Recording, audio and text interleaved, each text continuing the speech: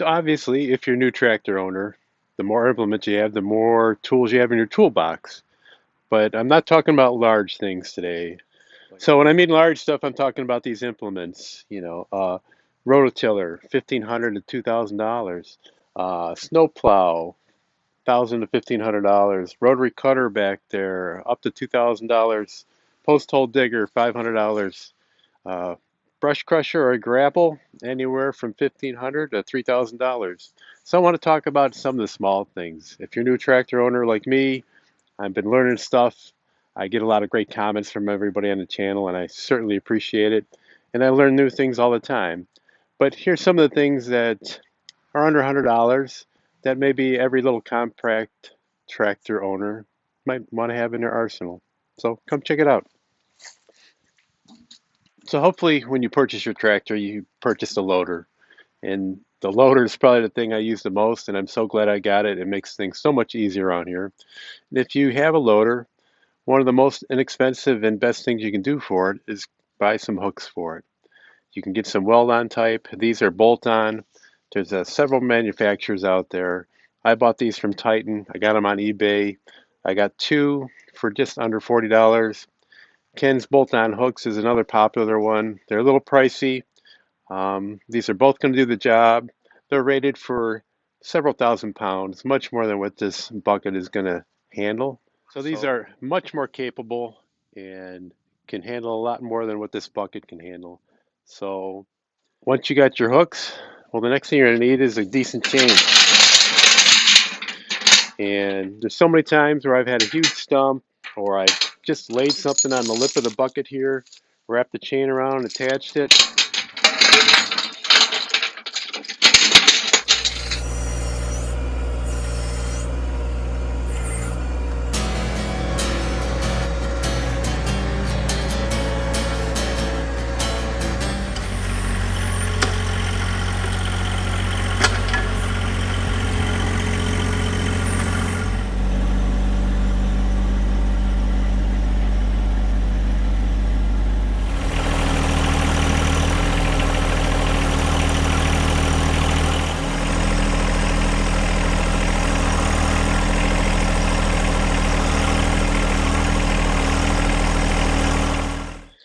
So this chain is 14 feet. It's got a capacity of over 4,200 pounds. Like I said, it's going to outdo what this bucket can do and the tractor can do. And I picked it up for about 20 bucks at Harbor Freight with a coupon. So I had a little scare last time I towed my tractor. I usually use ratchet straps to tie it down. And I usually use these little pockets over here that are probably used to put sides in the tractor, but they're the best place to clamp on. I don't have any D-hooks or anything that are mounted in there, so I grab what I can. But I was towing it down the road. I was on the freeway, and I keep watching it in the mirror, and I noticed the strap loosened up that was wrapped around the front part of the tractor, and it was started blowing in the wind, blew underneath the tire, and I had nothing that was holding down the front end of the tractor. So if I were to accelerate real quick, the only thing holding the tractor in was the brake and being in gear. I quickly went over and pulled over on the next exit, got out, we put another strap on, but apparently it wore loose. I usually try to put padding around the wear areas that are going to be binding against something, but that must have loosened up during the transport, and it was a little scary. No issues. Nobody got hurt. Still got a good tractor. But I figured out another use for this chain. So after that incident, I looked up new ratchet straps that have chain ends on them, but they want about $40 a piece for them. And I thought, well, maybe I could just use my chain. So now when I strap my tractor in, I'm going to put this chain in here, and that's going to hopefully give me a point to where the ratchet straps are not going to bind on anything and possibly wear through and get cut like they did last time. Next thing is a strap, and you can find these for around $10. Sometimes at Tractor Supply, you can find them on Amazon, and this one is about 8 feet long. And if you have something you want to strap onto the bucket and haul around, but you don't want to stretch it up so it's not so harsh on it like a chain, this does the job pretty good. It's also good for towing stuff real quick. I use it many times. Very inexpensive, but comes in handy.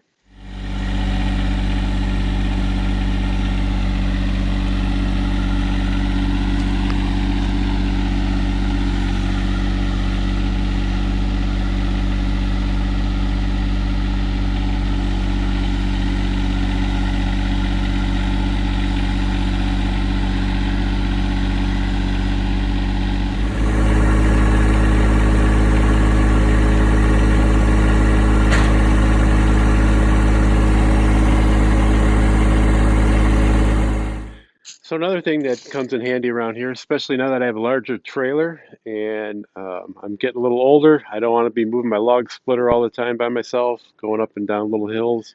Also, I have a couple landscape trailers that I'll load up a lot of times with firewood and move those around.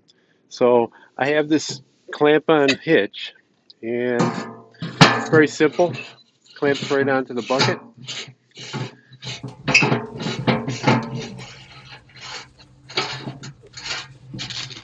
And you got to clamp it on there tight, otherwise it might shift on you. Then once you got a hitch, you're probably going to want different balls to put. This is for my log splitter. This is for the trailer.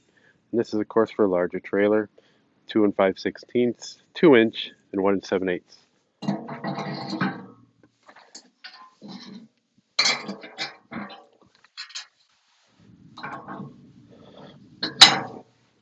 Now it's pretty easy just to pull up to my trailer, lower the bucket, go right by the hitch, raise it up, and move my trailer around. My trailer is 20 feet. It's a lot harder for me to maneuver around the yard now. When I go somewhere and take the tractor somewhere, I always take this just in case I have to reposition the trailer and I can't do it in my pickup truck. So this comes in handy. A lot of people might use a rear 3-point hitch with a ball on it, but this is quick for me. I wouldn't tow or move anything around that's too much heavier than a tractor and stay away from hills.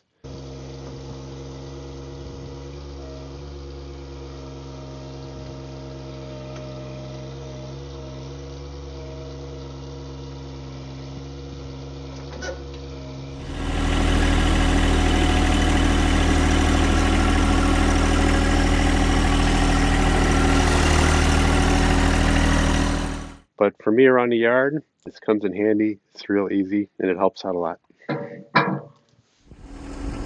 So this is another little item here, and these are just little carts that you could buy at Harbor Freight. As little as $10, and I think the larger one is around 15, and they just come in handy for all sorts of uses. And this is how I built my backhoe cart, but I also use them just for moving some, like my box blade around and my tiller.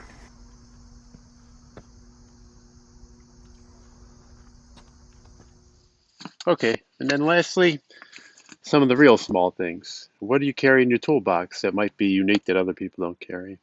Me, I carry a cheap tape measure. Comes in handy if I'm doing post holes and want to see how deep I am, if I'm digging a trench, if it's got to be deeper on one side than the other. I carry some wrenches for certain bolts, like my clamp-on forks. Use a 3/4-inch bolt. I got a rubber mallet here.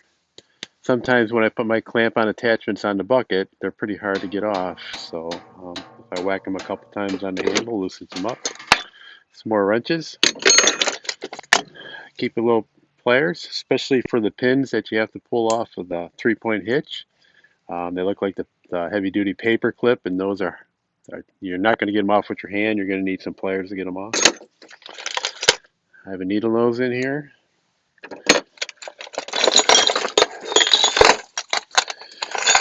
I carry a small ratchet strap in case I got to strap something to the bucket, and just make sure it's tight.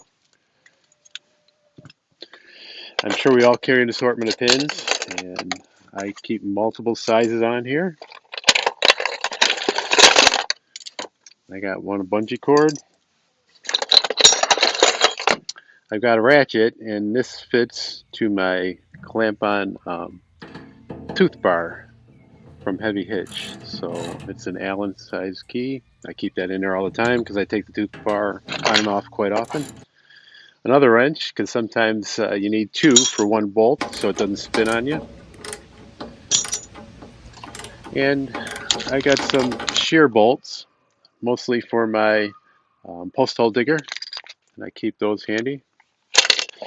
And a few odds and ends, bolts, and a smaller screwdriver. I use this to clean out when I try to get my Allen screw into that tooth bar. I got to clean the mud out so I can get in there. So that's about what I carry. Anybody carry something unique? I know these tool boxes aren't the largest. Some people I've seen online, they replace them. They put like an ammo box type thing on here. Carry a lot more things. But that's what I got. So I just want to touch on a few little odds and ends here. I don't have an enclosed cab, but to kind of cut down on the bulky clothes, I did invest in a heated vest. And if you look here, there's a little power button. It's got three settings, a high, medium, and a low. And it uses a small battery that you might use to charge your cell phone. Plugs in with like a USB port. And it's got heating pads built into the vest. And it helps me keep down on some of the bulkier clothes. And if I'm working hard, I can make it lower. If it's cold out and I'm just standing here like I'm talking to you right now, I can put it on high. So it's kind of neat, especially if you're sitting on the tractor. It almost gives you like a heated seat type of feeling. And I've used this quite a few times before. It plugs in your DC outlet and it gives you a splitter for two more. And it also gives you some USB ports so you can charge your phone. This one also has a little voltage meter on there, so you can kind of tell what the voltage is on your tractor. I've used it on my ATV. And then my tractor's fairly new, so I haven't had to jump it yet. But there are times that, I try to use the battery as long as I can. And it's true with my riding lawnmower, it's true with my ATVs. And sometimes I'm out in the middle of nowhere and the battery goes dead. So these are small, they're portable, and you can jump start a car with them. So there's a whole bunch of them out there. This is a small one. I have a couple of them, one in each car. I've used it to help people out that needed a car jumped. I've used it for my ATVs, and I certainly use it for my riding lawnmower, as I said before. So they're kind of neat. You can get them from anywhere from $40 to $80. The $80 ones might pack a little bit more punch, but most of these say they can start a six-cylinder car.